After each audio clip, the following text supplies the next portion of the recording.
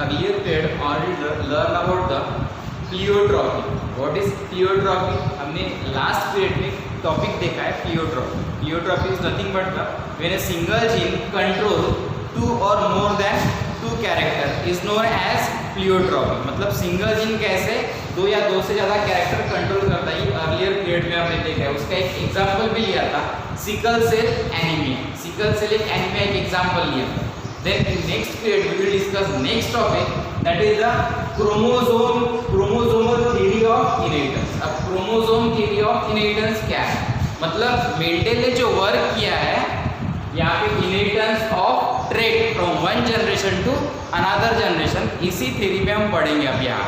अब chromosomal theory of inheritance, Mendel ने जब वर्क किया था, Mendel work on pisum sativum plant during that time, उस वक्त मतलब नियर अबाउट अपना जो वर्क है वो कब पब्लिश किया है? 1862 में ये पब्लिश किया है. मेंडल वर्क जो है, जो कंप्लीट वर्क था मेंडल का, वो पब्लिश किया है 1866 में ये पब्लिश किया है. कौन सा वर्क?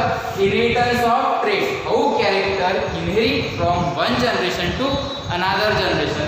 कैरेक्टर कैसे एक जनरेशन से दूसरे जनरेशन में इनहेरिट होते हैं, ये अपना वर्क जो है पब्लिश किया है. बट इन 19th सेंचुरी, अब ये जो मेंडल ने वर्क किया है, वर्क किसके ऊपर किया? पाइसम सटाइवम प्लांट पे. अब पाइसम सटाइवम प्लांट पे जब वर्क किया है, तब उन्होंने क्या किया यहाँ पे? Statistically as well as mathematically जो वर्क एक्सप्लेन किया है, वो स्टैटिस्टिकली और मैथमेटिकली उन्होंने क्या किया? एक्सप्लेन किया. With the help of statistic and mathematics, इसका यूज करके मेंडल ने क्या किया? वर्क अपना शो किया है. और वहाँ पे और एक मेंशन किया था, रेशो. ये भी मैथमेटिक्स की टर्म है, रेशो. मतलब ये तीनों टर्मिनोलॉजी वहाँ पे यूज किया था. But during the time of 19th century में एग्जैक्ट हुआ क्या है? यहाँ पे काफी लोगों ने आफ्टर डेथ ऑफ मेंडल की जब डेथ हुई थी, उसके बाद उन्हें नोबेल प्राइज मिला. क्यों उसके बाद नोबेल प्राइज मिला? 19th सेंचुरी में जब ये मेंडल ने अपना वर्क एक्सप्लेन किया है, मतलब साइंटिस्ट के आगे वो रखा है, पब्लिश किया है, उस वक्त मेंडल को किसी ने एक्सेप्ट नहीं किया. अब एक्सेप्ट क्यों नहीं किया? क्योंकि मेंडल ने स्टैटिस्टिकली, मैथमेटिकली और यहाँ पे रेशो उन्होंने एक्सप्लेन किया है. मतलब स्टैटिस्टिकली मैथमेटिक्स ये बायोलॉजी का पार्ट है. बायोलॉजी में अगर कोई रिसर्च करता है तो वहाँ पे क्या होता है? ये स्टैटिस्टिक और मैथमेटिकली कोई ये जो टर्म थी, ये न्यू टर्म थी. मतलब इसे कोई भी इम्पोर्टेंस नहीं था उस वक्त. मतलब बायोलॉजी में मैथमेटिक्स कैसे आ सकता है, इसके ऊपर पहले उन्होंने क्या किया? ऑब्जेक्शन लिया है काफ़ी साइंटिस्ट. देन उसके बाद जब मेंडल ने ये वर्क डन किया है, कंप्लीट वर्क डन किया है, उन्होंने बताया कैरेक्टर इनहेरिट होते हैं from one generation to another generation, तब उसके ऊपर रिसर्च शुरू हुई. मतलब कि 19th सेंचुरी में रिसर्च शुरू हुआ. अब यहाँ पे रिसर्च पे ऐसा पता चला हमें कि यहाँ पे जब माइक्रोस्कोपी ये टेक्निक डेवलप हो गई. माइक्रोस्कोपी मतलब अब एग्जैक्ट क्या है? माइक्रोस्कोपी मेंडल ने जो वर्क किया था स्टैटिस्टिकली, मैथमेटिकली, उन्होंने क्या किया? वो एक्सप्लेन किया है. With the help of statistic and mathematics की हेल्प से उन्होंने पब्लिश किया है. फिर उसके बाद मेंडल ने जो वर्क किया है, वो एक एग्जांपल दिया था मेंडल ने, जीन की टैक्टस. मतलब मेंडल ने बताया था फैक्टर, ये फैक्टर है. अब रिसेंटली इसे बोलते हैं हम जीन. फैक्टर को ही बोलते हैं रिसेंटली, हम जीन बोलेंगे. अब रिसेंटली जो न्यू टर्म है उसे बोलते हैं हम जीन. अब exact position of factor exact उस फैक्टर की पोजीशन मेंडल ने एक्सप्लेन नहीं किया. लोकेशन एग्जैक्ट एक्सप्लेन नहीं किया. उस वक्त मेंडल ने जो अपना वर्क पब्लिश किया है साइंटिस्ट के सामने, उन्होंने क्यों एक्सेप्ट नहीं किया? बाकी लोगों ने एक्सेप्ट क्यों नहीं किया? क्योंकि मेंडल का कोई बैकग्राउंड जो है रिसर्च वर्क का बैकग्राउंड नहीं था. बस वो क्या थे?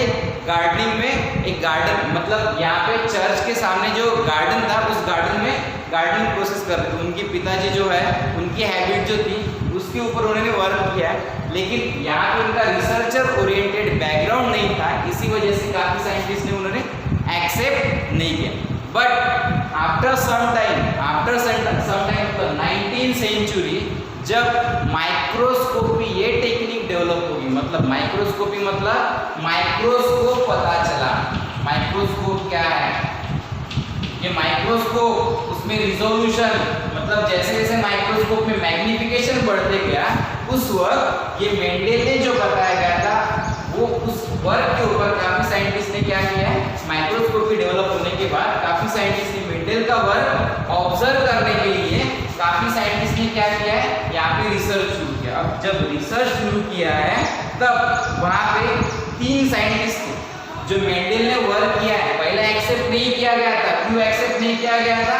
मैथमेटिक्स स्टैटिस्टिकली उन्होंने एक्सप्लेन किया, एग्जैक्ट उन्होंने फैक्टर बताया, लेकिन फैक्टर एग्जैक्ट उसकी पोजीशन लोकेशन ये नहीं पता है। उस वक्त जब मेंडेल ने वर्क पब्लिश किया उस वक्त और एक बात थी, फॉर एग्जांपल उस वक्त वहाँ पे डार्विनिज्म मतलब डार्विन ने क्या किया, इवोल्यूशन ऑफ लाइफ इवॉल्व हुई और इवोल्यूशन प्रोसेस जो हुआ है मंकी से ह्यूमन बीइंग इवॉल्व हुए उस वक्त उन्होंने बताया था। किसने? डार्विन ने। तो उनके ऊपर काफी ऑब्जेक्शंस आ गए, मतलब एक ही चर्चा थी बाहर, अगर सराउंडिंग में जाते हैं तो एक ही चर्चा थी, कौन सी? यहाँ पे डार्विनिज्म मतलब डार्विन ने इवोल्यूशन का एक प्रोसेस बताया और human being are arise from monkey मतलब मंकी हमारे एंसेस्टर है, ये उन्होंने बताया। तब उनके ऊपर काफी साइंटिस्ट ने ऑब्जेक्शन लिया, काफी अलग अलग कम्युनिटी जो है उन्होंने भी ऑब्जेक्शन लिया। मतलब बाहर अगर घूमते हम तो एक ही चर्चा थी वहाँ पे, डार्विनिज्म। इसी वजह से इसका भी एक बेसिक कारण हो सकता है कि यहाँ पे मेंडेल के वर्क को सराहा नहीं गया, मतलब पब्लिश जो किया उसे एक्सेप्ट नहीं किया गया। रिसेंटली जैसे कंडीशन है हमारे, अगर आजू बाजू अगर निकलते तो हर जगह एक ही टॉपिक होता है। कौन सा टॉपिक होता है? कोरोना। एग्जैक्ट क्या है? कोविड-19 यही टॉपिक होता है। हर कम्युनिटी में अगर डिस्कस होता है तो ये एक ही टॉपिक है। मतलब बाकी डिसीज नहीं है क्या? बाकी डिसीज भी है, लेकिन बाकी डिसीज के ऊपर फोकस हो रहा है क्या? नहीं हो रहा है। लेकिन यहाँ पे इसी तरह कंडीशन उस वक्त थी, मतलब एक ही चर्चा थी वहाँ पे सराउंडिंग में। कौन सी? Evolution, human being arise from और इवॉल्व फ्रॉम मंकी, मतलब मंकी से ह्यूमन बीइंग इवॉल्व हुआ है, ये वहाँ पे चर्चा थी। इसी के कारण यहाँ पे मेंडेल ने जो वर्क किया उसे एक्सेप्ट नहीं किया है। But after development of microscopy technique मतलब माइक्रोस्कोप जैसे फॉर्म हुआ, माइक्रोस्कोप एग्जैक्ट जैसे फॉर्म हुआ, उस वक्त 3 साइंटिस्ट थे, ह्यूगो डीरिस, कोरेन एंड शिनमार। मतलब इन तीनों साइंटिस्ट ने वर्क शुरू किया 19वीं सेंचुरी में। फर्स्ट ह्यूगो डीरिस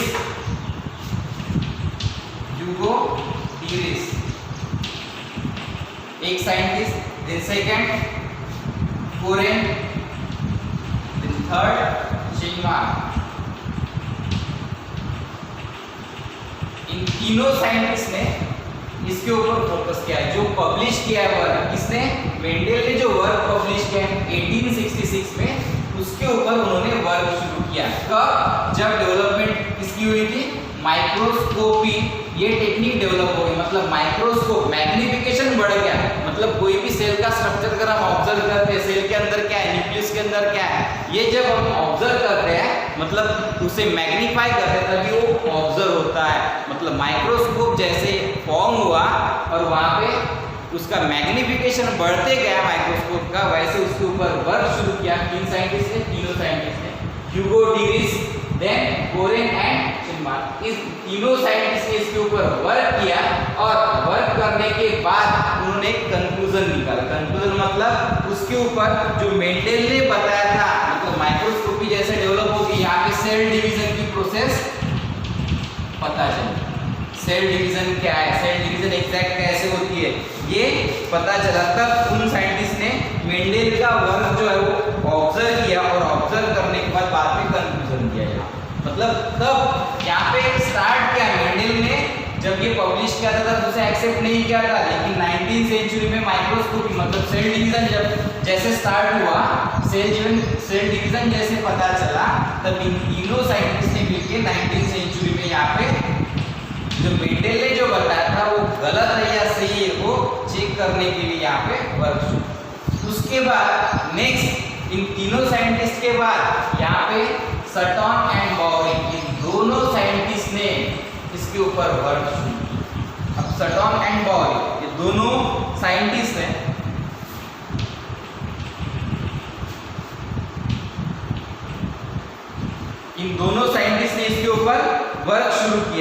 अब यहाँ पे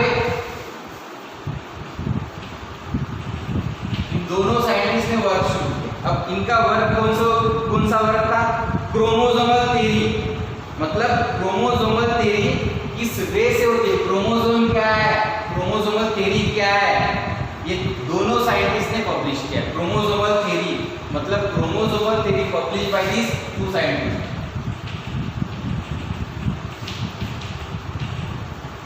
क्रोमोसोमल थ्योरी इन दोनों साइंटिस्ट ने क्या किया है, पब्लिश किया। एग्जैक्ट क्रोमोसोम क्या है, क्रोमोसोमल थ्योरी क्या है, इन दोनों साइंटिस्ट ने पब्लिश किया। अब यहाँ पे क्रोमोसोमल थ्योरी कब पता चलेगा? जब इसके पहले तीनों साइंटिस्ट ने क्या किया था? तीनों साइंटिस्ट ने किसके ऊपर वर्क किया था? Cell division. पहले सेल डिवीजन के ऊपर वर्क किया था तीनों साइंटिस्ट, बराबर है। मतलब माइक्रोस्कोप जैसे इवॉल्व हुआ वैसे सेल डिवीजन के ऊपर वर्क किया था तीनों साइंटिस्ट ने, ह्यूगो डीरिस, कोरेन एंड शेनमान, तीनों साइंटिस्ट। उसके बाद इन दोनों साइंटिस्ट ने सटॉन एंड बोरी न्यूक्लियस के अंदर, मतलब यहाँ पे न्यूक्लियस का स्ट्रक्चर ऑब्जर्व किया और क्रोमोसोम का स्ट्रक्चर, बेसिकली क्रोमोसोमल थ्योरी, इसके ऊपर वर्क किया। कब? जब हमें पता चला मियोसिस। एग्जैक्ट मियोसिस क्या है, ये उस वक्त इन दोनों साइंटिस्ट ने क्या किया? क्रोमोसोमल थ्योरी कब इवॉल्व हुई?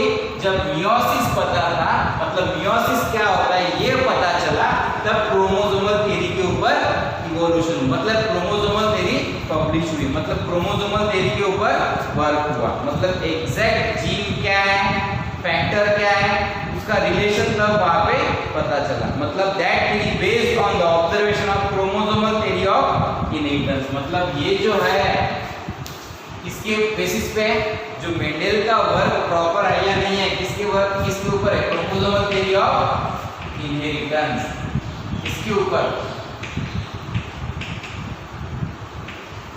क्रोमोसोमल थ्योरी ऑफ इनहेरिटेंस, इसके ऊपर वर्क शुरू किया सटॉन एंड बोरी, इन दोनों साइंटिस्ट ने। फिर यहाँ पे उन्होंने क्या पब्लिश किया? This theory identifies chromosomes as a carrier of genetic material. उन्होंने क्या किया? क्रोमोसोम का स्ट्रक्चर ऑब्जर्व किया। अब स्ट्रक्चर मतलब एग्जैक्ट क्रोमोसोम वर्क कैसे करता है और वहां पे क्रोमोसोम का फंक्शन क्या है। अब क्रोमोसोम का फंक्शन अगर ऑब्जर्व करते हैं तो यहाँ पे अलग अलग उसका फंक्शन होगा। फर्स्ट यहाँ पे एक पोस्टुलेट उन्होंने बताया, मतलब अकॉर्डिंग टू सटॉन एंड बोरी क्रोमोसोमल थ्योरी ऑफ इनहेरिटेंस, ये उन्होंने पब्लिश किया। क्रोमोसोमल थ्योरी ऑफ इनहेरिटेंस कब पता चला? जब मियोसिस ये कंसेप्ट पता चला तब। अब यहाँ उसके बेसिस पे उन्होंने क्या किया? कुछ पोस्टुलेट यहाँ पे एक्सप्लेन किए। कौन से पोस्टुलेट है? Chromosomes as the carrier of genetic material. Chromosome क्या करता है? जेनेटिक मटेरियल कैरी करता है। मतलब यहाँ पे फर्स्ट पोस्टुलेट उन्होंने क्या बताया? क्रोमोसोम विच कैरी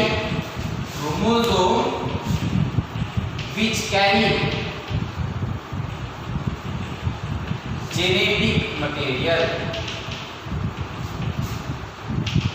क्रोमोसोम क्या कैरी कर रहा है? जेनेटिक मटेरियल कैरी करता है। ये फर्स्ट पोस्टुलेट किसने बताया? सटॉन एंड बोरी, इन दोनों साइंटिस्ट ने बताया। देन उसके बाद सेकंड यहाँ पे पोस्टुलेट है, this theory state that the chromosome are present in a pair in a somatic cell. मतलब सेकंड क्या है? क्रोमोसोम जब भी प्रेजेंट होगा वो पेयर फॉर्म में होगा in a particular living organism. किस फॉर्म में होता है? Present in a pair in a somatic cell. अब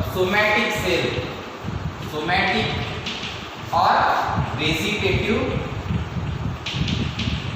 सेल। अब सोमैटिक सेल या वेजिटेटिव सेल, इनमें जब क्रोमोसोम रहेगा तो किस फॉर्म में रहता है? पेयर फॉर्म में रहता है। That is the diploid condition. Twice n. Somatic cell किसके बारे में बोलेंगे हम? Animal cell. अगर एनिमल सेल है तो उसे बोलेंगे हम सोमैटिक सेल। और वेजिटेटिव सेल जब प्लांट सेल मेंशन करेंगे तब यहाँ पे वेजिटेटिव सेल। जो नॉर्मल बॉडी सेल प्रेजेंट होती है उस बॉडी सेल को बोलते हैं हम, that is the somatic cell and second one is vegetative cell. मतलब यहाँ पे कंडीशन कौन सी होगी? Twice n. ये नॉर्मल कंडीशन। कौन सी कंडीशन है ये? नॉर्मल कंडीशन है। That is the somatic cell as well as vegetative cell. वहां पे जो क्रोमोसोम होंगे वो किस फॉर्म में होंगे? पेयर फॉर्म में होंगे। पेयर मतलब दो जोड़े वहां पे प्रेजेंट होंगे, टू पेयर वहां पे प्रेजेंट होगी क्रोमोसोम की। ये second postulate postulate, that is the during gamete formation homologous chromosome pair segregate and assort independently during meiosis. अब यहाँ पे क्या होता है देखो, during gamete formation homologous chromosome की पेयरिंग होती है. फॉर एग्जांपल, अब ये दो पोस्टुलेट हो गए, उसके बाद हम नेक्स्ट पार्ट देखेंगे. अब during the time of gamete formation, जब गैमेट फॉर्मेशन होगा, अगर ये मेल है, ये फीमेल है, मेल और फीमेल अगर हम कंसीडर करते हैं यहाँ पे, तो यहाँ पे हमें दिखता है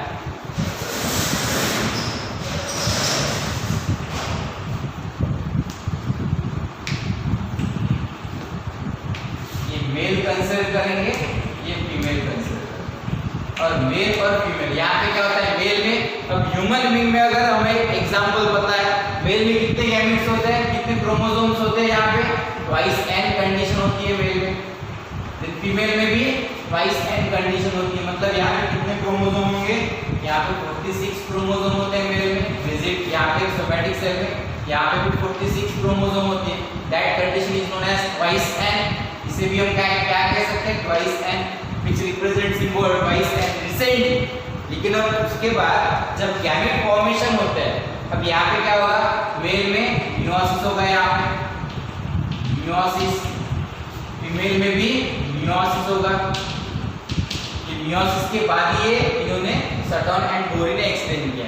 अब मियोसिस होगा, मियोसिस होने के बाद यहाँ पे क्या होता है यहाँ पे exact haploid set of chromosome. बराबर है, हैप्लॉइड मतलब यहाँ पे हैप्लॉइड सेट ऑफ क्रोमोसोम क्या होता है, फॉर्म होते हैं. अब हैप्लॉइड सेट ऑफ क्रोमोसोम मतलब यहाँ पे ट्वाइस एन है, यहाँ पे एन. यहाँ पे कितने क्रोमोसोम होंगे, 23 chromosome during time of separation. यहाँ पे 23 क्रोमोसोम. बराबर है, मतलब यहाँ पे हम कंसीडर कर सकते हैं 23 क्रोमोसोम, यहाँ पे भी 23 chromosome. Haploid set of chromosome. इस पोस्टुलेट में क्या होता है, during the gamete formation homologous chromosome pair segregate and assort independently during meiosis. मतलब होमोलोगस क्रोमोसोम क्या होती है, यहाँ पे सेग्रीगेट पेयर होता है. पेयरिंग मतलब जब फर्टिलाइजेशन होगा, यहाँ पे फर्टिलाइजेशन हो, गैमेट फॉर्मेशन हो गया, फिर फॉर्मेशन ऑफ गैमेट के बाद क्या होगा, फर्टिलाइजेशन. जब फर्टिलाइजेशन होता है तब क्या होता है, यहाँ पे 46 क्रोमोसोम यहाँ पे. मतलब half chromosome came from male and half chromosome come from female, unite to form a diploid zygote. फिर से डिप्लॉइड जाइगोट फॉर्म होगा. मतलब यदि इट इज सन, और यहाँ पे सन और डॉटर यहाँ पे फॉर्म. बराबर, मतलब यहाँ पे डिप्लॉइड कंडीशन जो है ये भी मेंटेन हो रही है from generation to generation. Gamete जब फॉर्म होता है तब होमोलोगस क्रोमोसोम की पेयरिंग होती है. अब होमोलोगस क्रोमोसोम मतलब कैसे, यहाँ पे मेल से जो क्रोमोसोम आता है that is the homologous chromosome. हमने लास्ट टाइम देखा है, morphologically, genetically as well as structurally similar chromosome is known as homologous. कहाँ से आते हैं, जैसे यहाँ पे 23 क्रोमोसोम कहाँ से आ रहे हैं, मेल, और 23 क्रोमोसोम फीमेल से आ रहे हैं. वैसे यहाँ पे क्या होगा, जो सिमिलर क्रोमोसोम है मेल और फीमेल में उसकी पेयरिंग होगी, बाद में सेग्रीगेट होंगे वो, और सेग्रीगेट होने के बाद वहाँ पे क्या होता है, इंडिपेंडेंटली असॉर्ट होंगे, फ्यूज्ड होंगे इन नेक्स्ट जनरेशन. जब फर्टिलाइजेशन होगा, तब गैमेट फर्टिलाइजेशन होगा तो इंडिपेंडेंटली असॉर्ट होंगे, सेपरेट होंगे. ये हमने ऑलरेडी देखा है, लॉ ऑफ इंडिपेंडेंट असॉर्टमेंट. ये थर्ड पोस्टुलेट है, इन दोनों साइंटिस्ट ने मेंशन किया है. कौन से थ्योरी में, क्रोमोसोमल थ्योरी ऑफ इनहेरिटेंस में. Then next postulate, does the each gamete contain only one chromosome from a pair. The next postulate, nucleus of a gamete contain chromosome which carry all hereditary trait. अब यहाँ पे देखो, nucleus of a gamete contain chromosome which carry all hereditary traits. Male and female gamete carry all the hereditary traits. अब यहाँ पे क्या है, nucleus होता है, ये सेल है, सेल के अंदर ये न्यूक्लियस. अब स्फेरिकल पार्ट होता है न्यूक्लियस. न्यूक्लियस के अंदर क्या होता है, chromosome. Inside that is the presence of coloured body. That coloured body is known as chromosome. वो क्रोमोसोम होते हैं. अब ये जो क्रोमोसोम प्रेजेंट होते हैं न्यूक्लियस में, वहां पे एग्जैक्ट क्या होता है, which carry heredity information from parent to generation, parent to next generation. मतलब पेरेंट के जो कैरेक्टर्स है, कुछ कैरेक्टर सिमिलर भी हो सकते हैं और कुछ कैरेक्टर डिसिमिलर भी हो सकते हैं, वो क्या होते हैं, इनहेरिट होते हैं इन नेक्स्ट जनरेशन। ये यहाँ पे बताया, मतलब inside that nucleus is the presence of chromosome which possess gamete, मतलब यहाँ पे क्या होता है, गैमेट प्रेजेंट होते हैं वहाँ, बराबर है, मेल गैमेट फीमेल गैमेट, जैसे यहाँ पे हमने देखा है। फिर उसके बाद नेक्स्ट पोस्टुलेट है, they are the link between parent and offspring. मतलब जो न्यू ऑफस्प्रिंग फॉर्म होगा, सन या डॉटर फॉर्म होगा, वो क्या होगा, लिंक, मतलब सिमिलर कैरेक्टर कुछ यहाँ पे क्या होते हैं, ट्रांसफर होते हैं, इनहेरिट होते हैं, मतलब लिंकेज होती है यहाँ पे, कुछ सिमिलरिटीज कुछ डिफरेंसेस यहाँ पे हमें दिखते हैं। That is the some character link between parent to offspring, offspring में सिमिलर कैरेक्टर कुछ ट्रांसमिट होते हैं। The fusion of haploid male gamete and diploid female gamete restore the diploid number of chromosome in a species. Next question देखो यहाँ पे, जैसे mail और female gamete fuse होगा, वैसे यहाँ पे क्या होता है, डिप्लॉइड कंडीशन ये रिस्टोर होती है। रिस्टोर क्यों होती है, क्योंकि यहाँ पे मेल और फीमेल गैमेट, आधे मेल गैमेट और हाफ फीमेल गैमेट फ्यूज होता है, तभी यहाँ पे डिप्लॉइड कंडीशन मेंटेन होती है generation to generation. This is over about the postulate of Sutton and Boveri, explain with the help of chromosomal theory of inheritance. जो chromosomal theory of inheritance है, उस थ्योरी में सटन एंड बोरी ने क्या किया है, ये पोस्टुलेट एक्सप्लेन किए। कब एक्सप्लेन किए, क्यों एक्सप्लेन किए, मतलब जो वर्क था मेंडल का 1866 में, उसे एक्सेप्ट नहीं किया था। बाद में तीनों साइंटिस्ट ने यहाँ पे वर्क किया था, ह्यूगो ड्यूरिस, कोरेन एंड शिनमार्क, तीन साइंटिस्ट ने उसके ऊपर वर्क किया। उसके बाद वहाँ पे वर्क कब शुरू किया, सेल डिवीजन पता चला तब। बाद में न्यू टर्म आई, सेल डिवीजन में मियोसिस होता है, ये पता चला।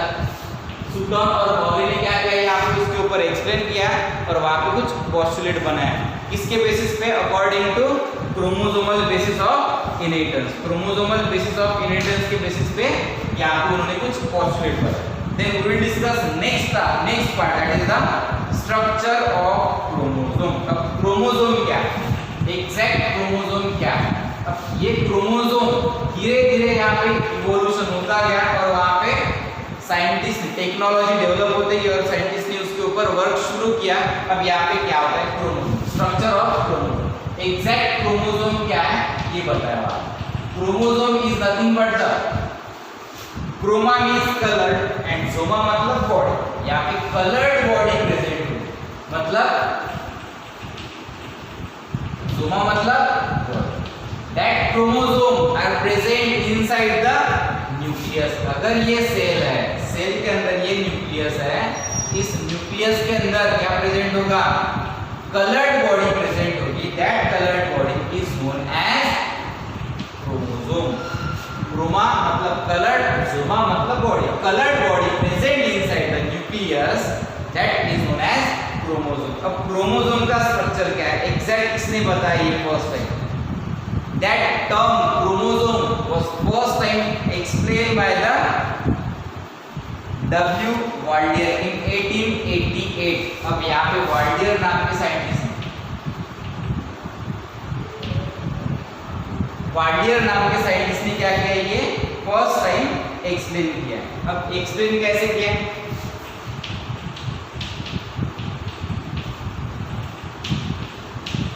अब यहाँ पे फर्स्ट टाइम एक्सप्लेन किया वाल्डियर नाम के साइंटिस्ट ने। कब, 1888 में वाल्डियर नाम के साइंटिस्ट ने क्या किया, यहाँ पे ये फर्स्ट टाइम क्रोमोसोम ये टर्म एक्सप्लेन किया। Coloured body present inside the nucleus से कब पता चला, जब माइक्रोस्कोपी टेक्निक डेवलप होगी तब। माइक्रोस्कोपी मतलब जैसे माइक्रोस्कोप में, माइक्रोस्कोप का यूज क्या होता है, टू आइडेंटिफाई द और to magnify the particular image, particular image को मैग्नीफाई करता है। ये पता चला उस वक्त वाल्डियर ने क्या किया, ये ऑब्जर्व किया न्यूक्लियस के अंदर क्या होता है, कलर्ड बॉडी प्रेजेंट होती है, उसे नाम दिया है क्रोमोसोम। 1888 में उन्होंने ये एक्सप्लेन किया। अब यहाँ पे जब एक्सप्लेन किया है तब वहाँ पे उन्होंने स्ट्रक्चर यहाँ पे लिखा है। अब स्ट्रक्चर कब that chromosome observe only particular condition, यहाँ पे कब एक पर्टिकुलर कंडीशन होती है, that chromosome are visible during the cell division, cell division के वक्त ही वो क्या होता है, विजिबल कंडीशन में दिखता है। Cell that chromosome observe only during the time of cell division, cell division के वक्त ही वो क्या होता है, आइडेंटिफाई होता है। सेल डिवीजन में भी कौन सी फेज, जनरली वहां पे एग्जैक्ट अगर देखेंगे तो सेल डिवीजन में मेटाफेज, उस मेटाफेज में क्रोमोसोम क्लियरली आइडेंटिफाई होता है, क्लियरली वहां पे दिखता है सेल डिवीजन के वक्त। किसने बताया ये, वाल्डियर साइंटिस्ट ने बताया, मतलब वाल्डियर ने फर्स्ट टाइम एक्सप्लेन किया। देन उसके बाद next, the size and shape of chromosome vary according to species, यहाँ पे जो नंबर होती है क्रोमोसोम की, हर लिविंग ऑर्गेनिज्म में क्रोमोसोम की क्वांटिटी जो होती है वो वेरी होती है, vary according to species, species से वेरी होती है। फॉर एग्जांपल पायसम सटावम लेते हैं, पी प्लांट लेते हैं, तो वहाँ पे 14 क्रोमोसोम होते हैं, मतलब 7 हैप्लॉइड क्रोमोसोम वहाँ पे प्रेजेंट होते हैं। टोटल नंबर कितने होते हैं, 14। ह्यूमन बीइंग है तो 46 क्रोमोसोम प्रेजेंट होते हैं। इस तरह क्या होता है, स्पीसीज टू स्पीसीज वो वेरी होती है। अब यहाँ पे ये वेरी क्यों होती है, उसका साइज डिपेंड करता है कंडीशन के ऊपर, मतलब सेल डिवीजन की कौन सी फेज है उसके हिसाब से वहाँ पे उसका साइज क्या होगा, वेरी होगा। The size of approximate size of that chromosome और metaphasic chromosome varies from, metaphasic chromosome का अगर साइज देखें तो 0.1 माइक्रोमीटर टू 33 माइक्रोमीटर, यहाँ पे इतना उसका साइज होता है, लेंथ होती है। The length of that chromosome is near about 0.1 micrometer to 33 micrometer length. Then width उसकी क्या होती है, नियर अबाउट 0.22, यहाँ पे अगर विड्थ देखते हैं 0.22, यहाँ पे 0.22 माइक्रोमीटर विड्थ उसकी थिकनेस और लेंथ इसके ऊपर डिपेंड है। मेटाफेजिक क्रोमोसोम की ये भी क्या होती है, थिकनेस और लेंथ क्या होती है, लेंथ वेरी होगी 0.1 टू 33। देन यहाँ पे विड्थ क्या होती है 0.22 माइक्रोमीटर इन विड्थ, मतलब ये वेरी होगी अकॉर्डिंग टू कंडीशन, कंडीशन के ऊपर या स्पीसीज के ऊपर टोटली डिपेंड हो। देन chromosome are visible during cell division, visible कब होता है, मेटाफेज जो होता है क्रोमोसोम में उस वक्त, सेल डिवीजन प्रोसेस के वक्त ही वहाँ पे क्या होती है, ये स्टेज वहाँ पे, मतलब क्रोमोसोम के स्ट्रक्चर यहाँ पे हमें दिखता है। फिर ये रोल क्या है, what is the role of chromosome, role of chromosome, chromosome का रोल क्या होगा, अगर सेल में क्रोमोसोम अगर देखते हैं तो सेल में क्रोमोसोम का रोल एग्जैक्ट क्या होगा, what is the role of chromosome, chromosome का रोल क्या है यहाँ पे, replication, role of chromosome is nothing but the replication, first that is the replication। अब replication मतलब multiplication, क्रोमोसोम में पोटेंशियल एबिलिटी है कि वो खुद को रिप्लिकेट कर सके, अपनी क्वांटिटी बढ़ा सके, that is the replication process, और मल्टीप्लिकेशन प्रोसेस भी हम कह सकते हैं। देन उसके बाद नेक्स्ट प्रोसेस यहाँ पे होगी, that is the heredity unit, which also known as heredity unit, it also known as heredity unit because inside that is the presence of DNA is present, वहां पे क्या होता है, डीएनए प्रेजेंट होता है, highly coiled and super coiled होता है DNA with the help of histone and non histone protein के साथ, इसी वजह से इसे हम हेरिडिटी यूनिट भी कह सकते हैं। which also responsible for the mutation, mutation के लिए भी रिस्पॉन्सिबल है, मतलब इसका रोल क्या है, क्रोमोसोम का रोल क्या है, रिप्लिकेशन और multiplication. Then next heredity, then which also responsible for the mutation, mutation is nothing but the sudden changes of sudden heritable changes on particular living organism, particular कोई भी living organism है तो वहाँ पे sudden heritable changes होते हैं, क्यों होते हैं, इंट्रिंसिक या एक्सट्रिंसिक वेरिएशन के कारण। Then next one that is the evolution, अब evolution of species are takes place, evolution of species, species का इवोल्यूशन होता है, क्यों इवोल्यूशन होता है स्पीसीज का, due to presence of chromosome, chromosome में पोटेंशियल एबिलिटी इवोल्यूशन मतलब डे बाय डे जैसे क्लाइमेटिक कंडीशन चेंज हो गया, म्यूटेशन हो गया, तो ह्यूमन बीइंग क्या या लिविंग ऑर्गेनिज्म, कोई भी लिविंग ऑर्गेनिज्म खुद के बॉडी में क्या करता है, कुछ एडाप्टेशन होते हैं। मतलब ये एडाप्टेशन हमें विजिबल दिखते हैं बाहर से, क्यों? ये कौन चेंज करता है? क्रोमोसोम। ये क्रोमोसोम का रोल है। ये सभी रोल किसने बताया, ये एक्सप्लेन किसने किया है? यहाँ पे वार्डियर साइंटिस्ट ने क्या किया है, एक्सप्लेन किया है। मतलब देन उसके बाद यहाँ पे स्पीसीज में उसका role, then variation which also create with help of variation particular living organism. For example हमारे मम्मी पापा है और हम है, अगर हम कंपेयर करेंगे सभी कैरेक्टर हमारे सिमिलर है क्या? नहीं, कुछ डिफरेंसेस भी होते हैं। मतलब सिमिलर थिंग्स भी होते हैं, लिंक होते हैं पेरेंट्स से, लेकिन कुछ डिफरेंसेस भी वहाँ पे होते हैं, दिखते हैं हमें। That is the variation. मतलब these are the role of, मतलब role of chromosome explain by the Waldeyer. कौन सा रोल है उसका? रिप्लिकेशन और multiplication, heredity, mutation, evolution of species and variation. मतलब वेरिएशन हो गया तो वहाँ पे इवोल्यूशन जरूर होगा वहाँ पे। देन नेक्स्ट पार्ट यहाँ पे बताया गया है यूकैरियोटिक स्पीसीज। अगर यूकैरियोटिक स्पीसीज अगर देखते हैं, यूकैरियोटिक मतलब advance type of living organism, you मतलब ट्रू। अब यहाँ पे एडवांस टाइप ऑफ ऑर्गेनिज्म में अगर देखते हैं केमिकल कंपोजिशन ऑफ क्रोमोसोम, अगर यहाँ पे हम देखेंगे chemical composition of chromosome, basically chromosome which is made up of, यहाँ पे केमिकल कंपोजिशन ऑफ क्रोमोसोम। कौन से केमिकल क्रोमोसोम में प्रेजेंट होते हैं? First that is the DNA. Major compound कौन सा होता है? DNA. Second major compound chromosome का डीएनए। Then histone protein. कौन सा कंपाउंड होता है? Histone protein. Non histone protein मतलब मेजर कंपाउंड है, आरएनए भी होता है, अलग अलग कंपाउंड भी होते हैं क्रोमोसोम में, लेकिन बेसिक कंपाउंड कौन सा है?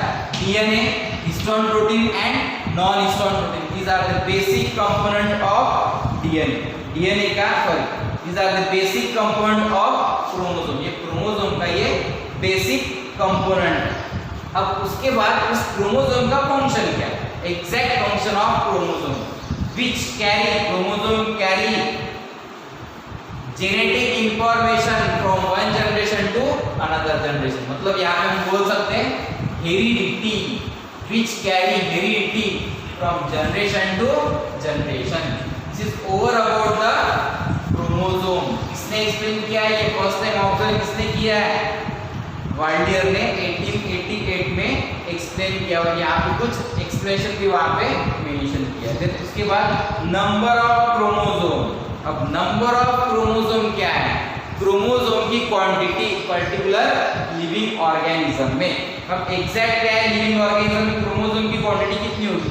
The chromosome in a specific and constant for a particular species, therefore it is great importance in the study of phylogeny and taxonomy of species।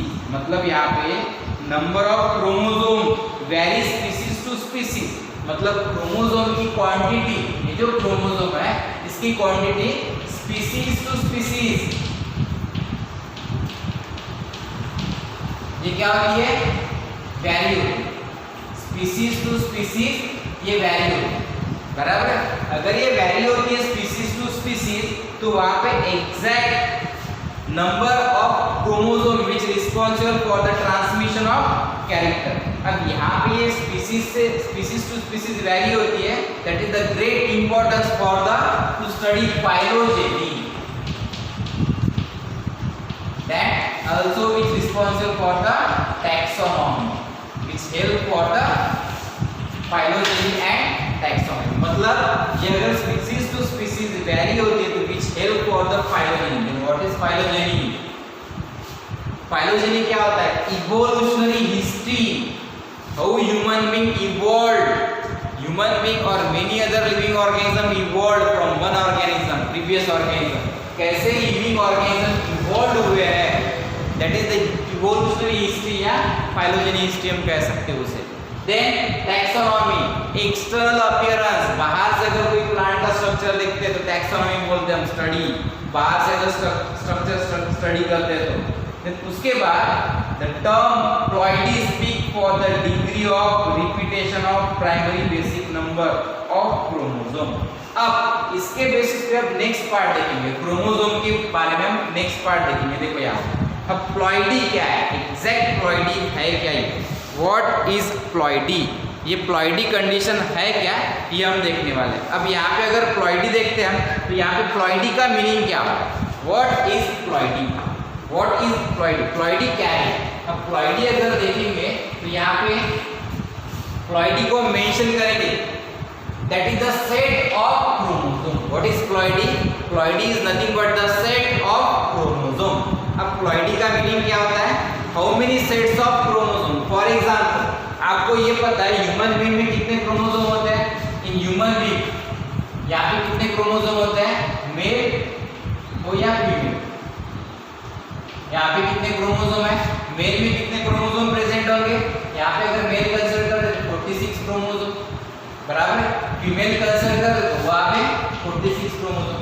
अब यहाँ पे मेल में अगर 46 क्रोमोसोम है तो इसके कितने सेट्स प्रेजेंट होते हैं, 2 सेट्स प्रेजेंट होते हैं, 23, 20, मतलब ये 2 सेट ह्यूमन बीइंग में प्रेजेंट होते हैं, मेल में, और फीमेल में भी 23, 20, मतलब फीमेल में भी क्या होते हैं, 2 सेट्स प्रेजेंट होते हैं। मतलब यहाँ पे ह्यूमन बीइंग का अगर एग्जांपल लेते हैं तो यहाँ पे human being is always diploid, diploid मतलब यहाँ पे 2 सेट्स प्रेजेंट, उसे बोल रहे हैं sets of chromosome. How many sets of chromosome are present in a particular living organism, that is known as ploidy, उसे बोल सकते हैं हम प्लॉइडी। अब आपकी किताब में एक डेफिनेशन दी है एग्जैक्ट प्लॉइडी के बारे में, degree of repetition of primary basic number of chromosome in a cell, that is known as ploidy, उसे बोला है प्लॉइडी। मतलब यहाँ पे प्लॉइडी का मीनिंग क्या होगा, यहाँ पे number of sets of chromosome, chromosome की कितने सेट्स प्रेजेंट है उसे बोलेंगे हम प्लॉइडी। अब हैप्लॉइड मतलब half set of chromosome, diploid मतलब 2 सेट ऑफ क्रोमोसोम, मतलब हैप्लॉइड मतलब 1 सेट, डिप्लॉइड मतलब 2 set. On the basis of that ploidy, there are 2 type of ploidy. First one is euploidy and aneuploidy. अब euploidy और aneuploidy हम देखें। अब euploidy मतलब क्या होता है, एग्जैक्ट euploidy मतलब क्या होगा, पहले हम aneuploidy देखें। What is aneuploidy? Aneuploidy क्या है, having an abnormal number of chromosome in a haploid set. अब abnormal number of chromosome in a haploid set, having an abnormal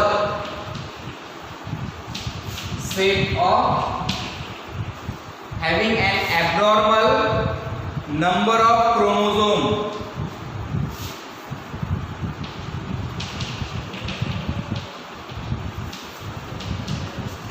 number of chromosomes in haploid set.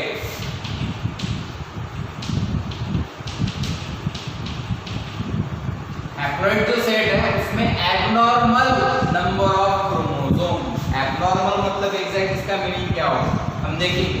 ये first second हम part देखेंगे। यहाँ पे second that is nothing but the, यहाँ पे देखो failure of segregation, failure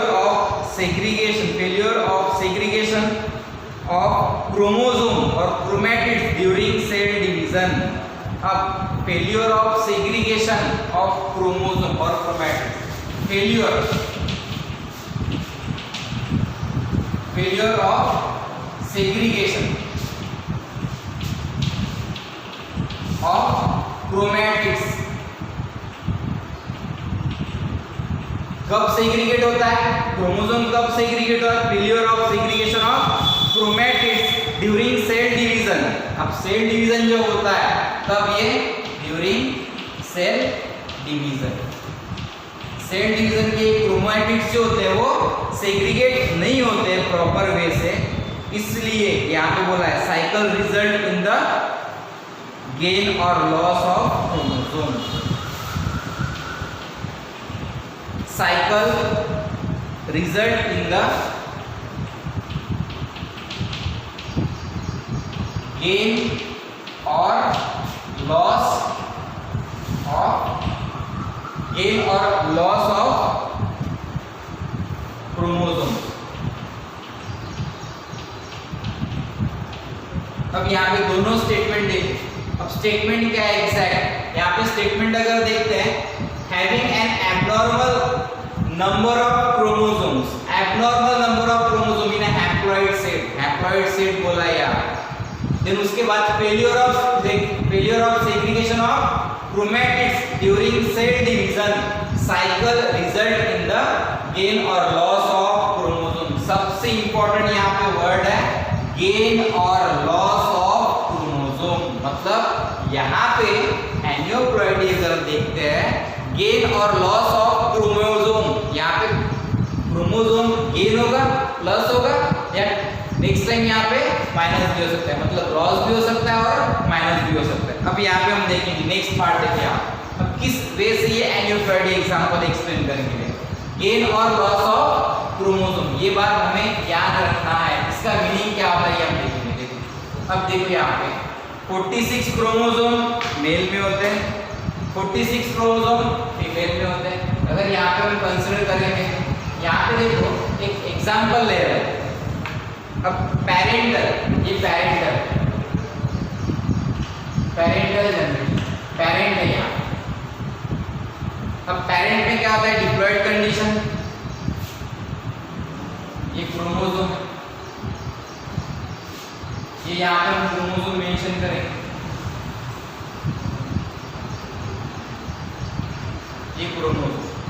अब यहाँ पे क्रोमोसोम किस वे से होता है, एनियोप्लॉइडी का पार्ट। हम नेक्स्ट पार्ट देखेंगे, व्हाट इज एनियोप्लॉइडी।